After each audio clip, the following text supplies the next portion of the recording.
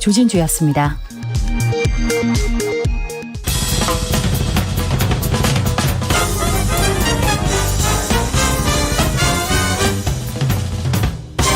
훅 인터뷰. 예고한 대로 민주당은 오늘 김건희 특검법 발의했습니다. 그리고요, 윤석열 대통령에 대해서 고발했습니다. 지난번에 했는데 또 추가 고발했습니다.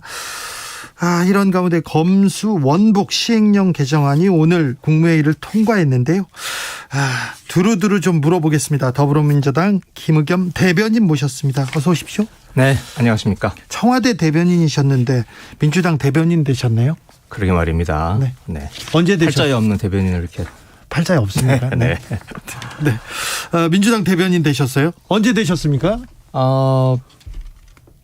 임명은 월요일에 됐나요? 그런데 오늘 네. 수요일이죠? 네. 오늘 처음으로 대변인으로서의 업무를 시작을 했습니다. 알겠습니다. 그럼 대변인한테 좀 두루두루 물어보겠습니다. 민주당이 김건희 여사 특검법 발의했습니다. 왜 지금 김건희 특검 필요합니까? 일단 검찰의 공정성과 중립성의 문제인데요. 네. 지금 당의 이재명 대표 그리고 문재인 전 대통령 쪽에 대해서는 네. 지금 휘몰아치듯이 수사를 하고 있지 않습니까? 네. 압수수색 들어가고 또 지금 걸려있는 사건만 해도 각각 10여 건, 다 합치면 한 20여 건 되는데요. 네. 그걸 고강도로 압박 수사를 지금 하고 있는데 반해서 네. 윤석열 대통령이 한번 불소추 특권이 있으니까 그렇다 치더라도 김건희 여사와 관련된 사건이 한 10서너 건이 있었는데 계속 그건 다 그냥 무혐의로 지금 결정을 내리고 있어요. 네. 이런 완전히 기울어진 결정 이런 것들에 대해서 통상적이고 정상적인 방법으로는 이 문제를 바로잡을 수 없다 해서 특별한 검사 특검을 지금 오늘 발의를 한 겁니다. 네. 오늘 또 윤 대통령 추가 고발했는데요. 민주당에서 대통령 부인의 그 장신구 신고 누락 문제인 것 같습니다. 그런데 대통령을 고발한다고 해서 실제 막 조사받고 그러진 않잖아요. 그런데 고발을 해야 되는 이유가 뭡니까? 지금 그 장신구 문제, 네. 1억이 넘는 그 장신구를 했는데 그게 재산을 누락한 거냐 아니면 어떤 이해관계가 걸리는 사람으로부터 빌린 거냐 하고 있는 국민적인 논란과 관심이 되고 있지 않습니까? 예. 그런데 이걸 지금 고발한다고 해서 물론 대통령이 기소가 되지는 않습니다. 네. 하지만 불소추 특권이라고 해서 수사를 하지 말라는 법은 없습니다. 예. 수사는 할 수 있는 거고요. 그리고 공소가 이제 중지가 되면 2027년이죠. 2027년 대통령 퇴임하고 나면 한 넉 달 정도 기소할 수 있는 시간이 있습니다. 네. 그때를 대비해서라도 검찰이 지금 수사를 하라라고 하는 걸 촉구하는 의미에서라도 오늘 고발을 한 겁니다. 김건희 여사 장신구 신고 누락 문제, 장신구 문제, 이 문제가 중요합니까?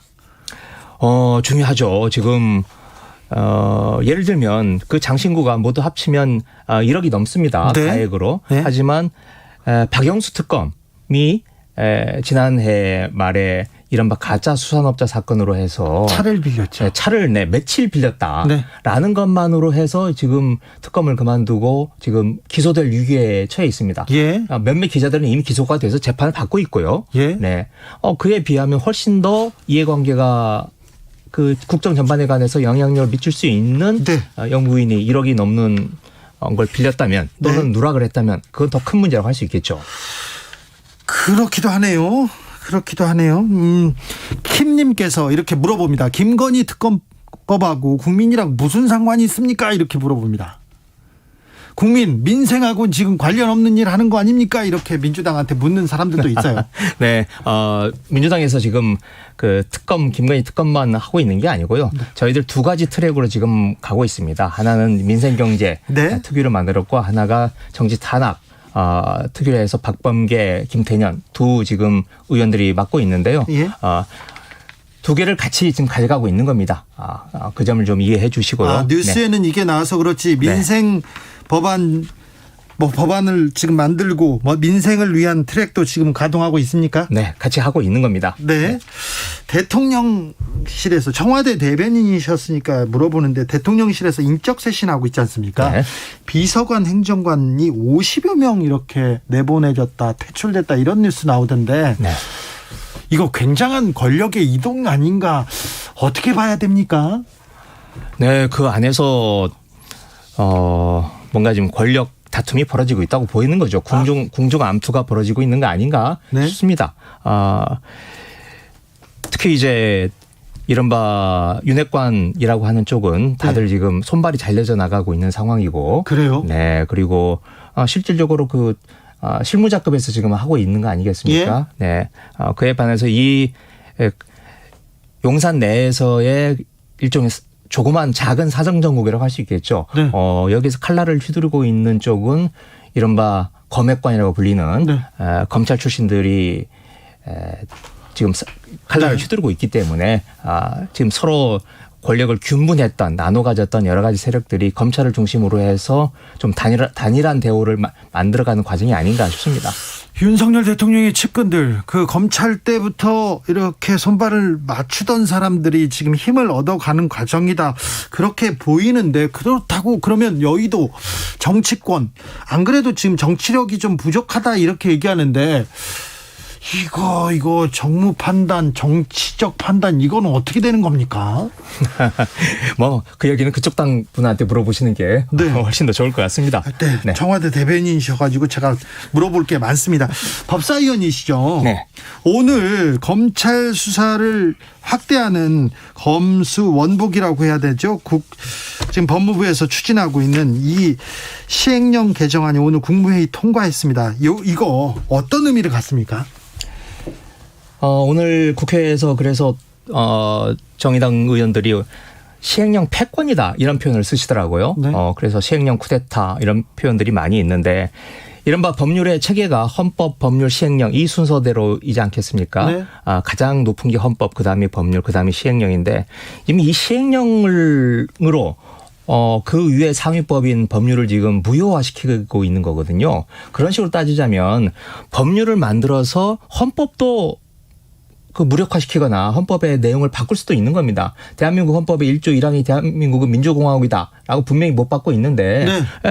법률을 뭐 극단적인 예익이 있습니다만은 법률을 바꿔서 그 헌법 조항을 무력화시킬 수 있는 그러면 안 되죠. 안 되는 거죠. 법의 근간인데. 네. 그래서 이런 지금 거꾸로 지금 꼬리가 몸통을 흔드는 이런 지금 일이 벌어지고 있는데 그 시행령을 지금 무효화시키기 위해서라도 저희들은 또 다른 법을 만들어서라도 시행령이 이렇게 함부로 제멋대로 굴 수 없도록 하는 그런 안전장치를 만들어야 된다고 생각합니다. 그러면 민주당은 또 법을 만들어서 시행령이 법을 이렇게 흔드는 이런 상황은 막겠다 이렇게 네, 생각하십니다. 그렇습니다. 네. 법을 만들어서 막겠다.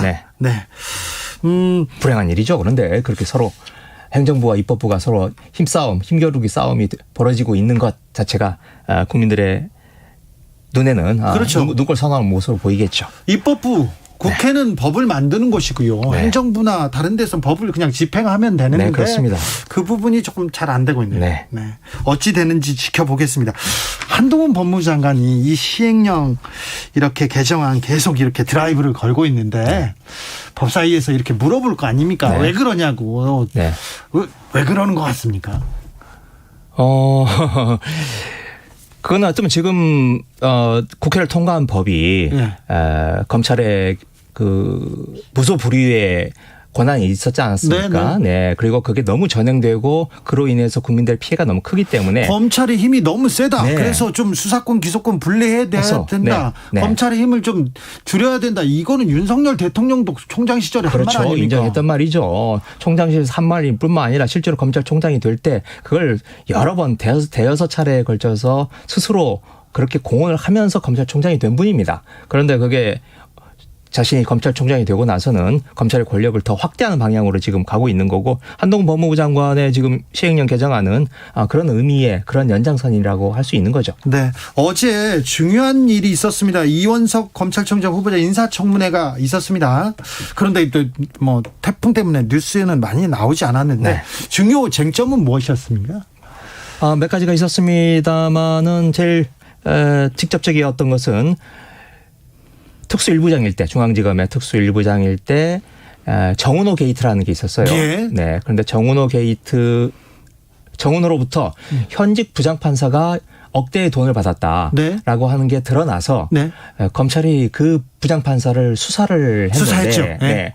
그 수사 진행 상황을 거꾸로 법원에 네. 법원 행정처 쪽에 알려줍니다. 이거 사법농단이었죠. 네, 그렇죠.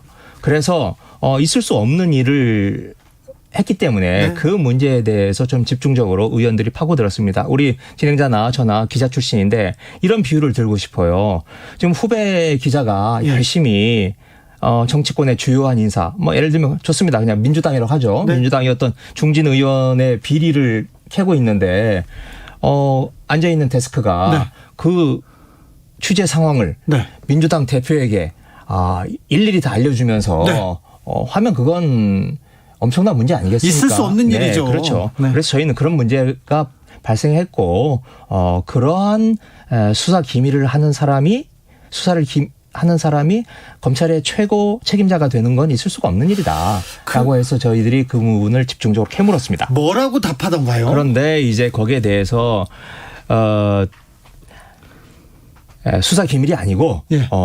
그 문제가 된 돈 받은 판사, 예. 돈 받은 판사를 법원이 징계를 하려고 하니 네. 그 징계에 필요한 최소한의 그 정보를 자신이 제공했을 뿐이다. 서비스 차원에서라고 얘기를 하는데요. 검사가 무슨 서비스예요? 네. 일단 가장 기본적인 것은 일단 그 국가 공무원들이 그런 일이 벌어지면 최소한 수사를 마친 뒤에 그걸 기소를 하든지 또는 뭐 어떤 무혐의로 그 풀어주든지 하든 간에 마지막 단계에서 공문으로 보내는 거지 수사 초기부터 이런 일이 있을 수가 없는 거죠. 수사 과정을 이렇게 누구한테 알려줬다. 네. 재판 과정을 누구한테 알려줬다. 그거 네. 판사들 잘못했다. 사법농단이다. 그거 기소했지 않습니까? 그렇죠. 그거 그래서 책임을 물은 게 100여 명의 사법농단이죠. 그렇죠. 그래서 100명이 넘는 전 현직 판사들이 그걸로 조사를 받았고 지금 15명인가요? 재판받고 있습니다. 네. 네. 그런데 그것보다 사실은 훨씬 더 고강도의 정보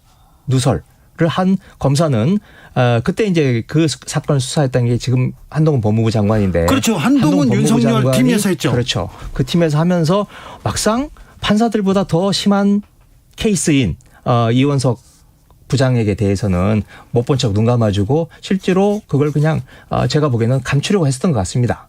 그러면 안 되죠. 네. 검사가 검사들의 잘못에 대해서는 조금 더 엄하게 처벌해야 되는데 검사들이 끼리끼리 봐주고 그게 이제 패거리 의식이라고 할 수 있는 거죠. 계속 네. 이게 바뀌지 않습니다. 네.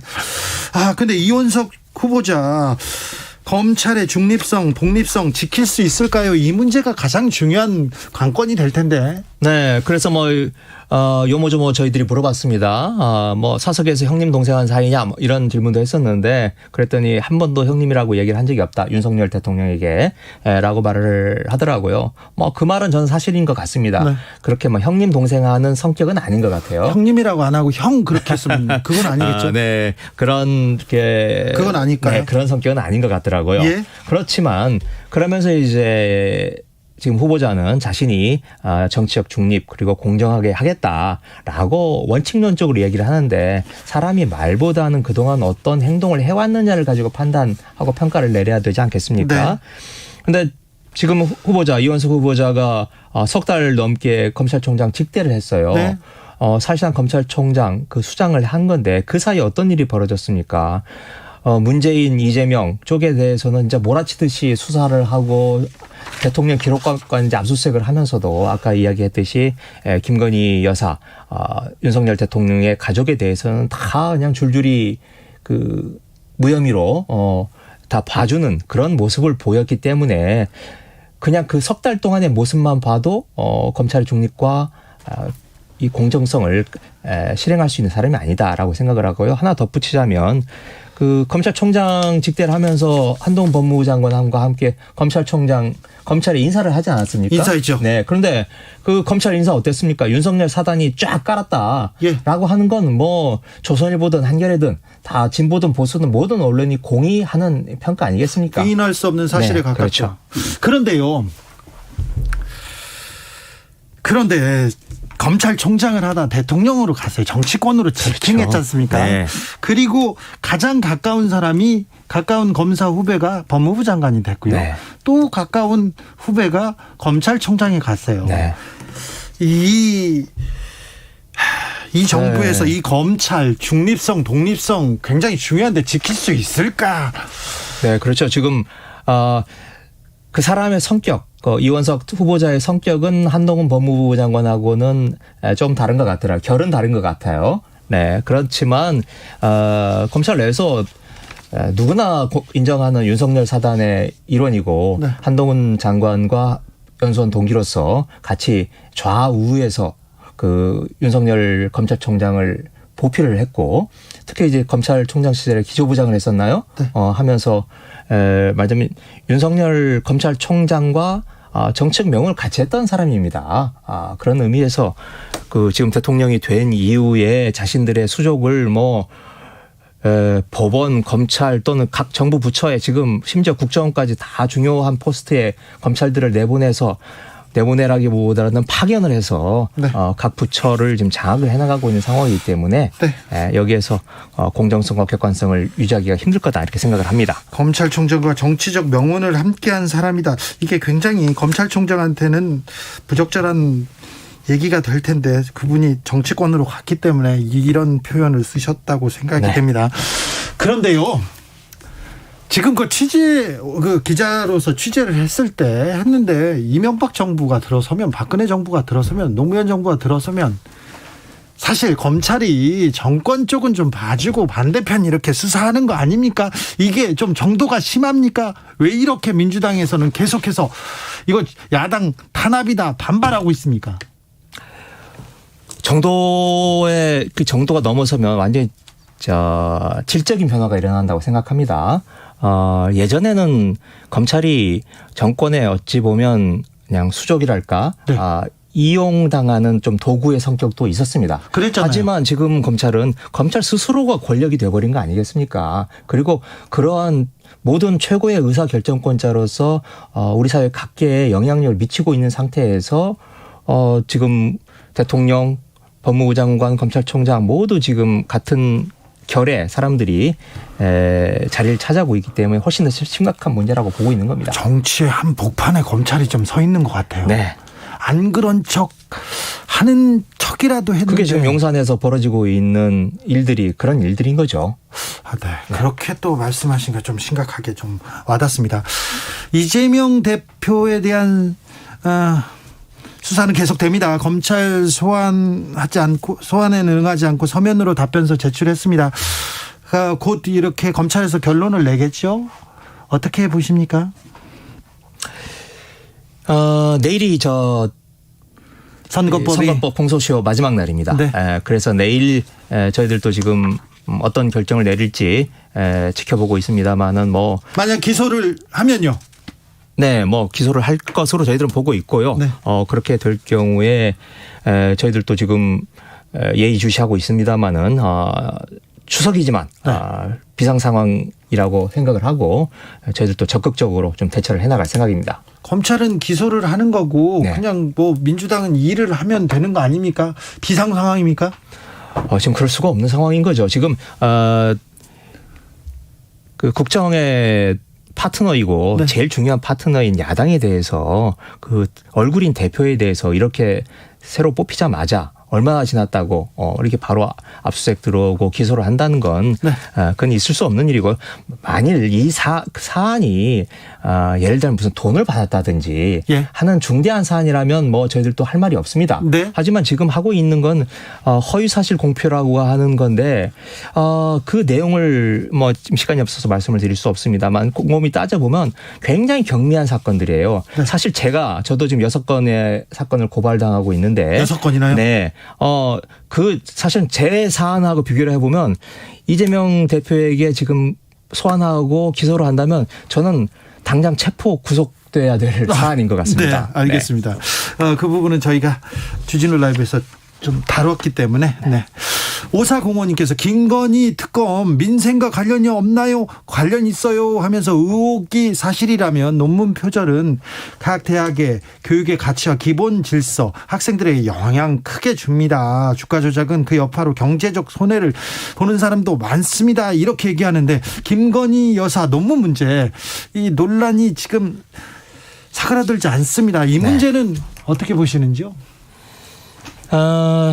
뭐 제 입으로 말씀드리기 그렇습니다만은 김건희 여사의 논문을 최초로 제기한 사람 중에 한 사람이 저입니다. 그래서 물어봅니다. 네, 강민정 의원과 함께요. 네. 저는 그때 표절이다라고 주장을 했었는데 네. 그때의 근거는 뭐였냐면 김건희 여사가 다니던 회사에서 만든 어떤 팜플렛 이걸 그대로 갖다 썼어요. 박사 논문으로. 네. 그래서 저는 회사에서 만든 걸 갖다 썼으니 표절이다라고 이야기를 했었는데 그 원 제품이 오히려 무슨 점집의 블로그라든지 홈페이지 사주관상 홈페이지에서 또 가져왔다는 건 저도 몰랐고 네. 야 이런 정도까지 베꼈나라고 하는 걸 보고서는 저도 하여튼 놀랐습니다. 네. 여기까지 들을까요? 네. 너무 놀라신 것 같습니다. 지금까지 민주당 김의겸 대변인이었습니다. 감사합니다. 네, 고맙습니다.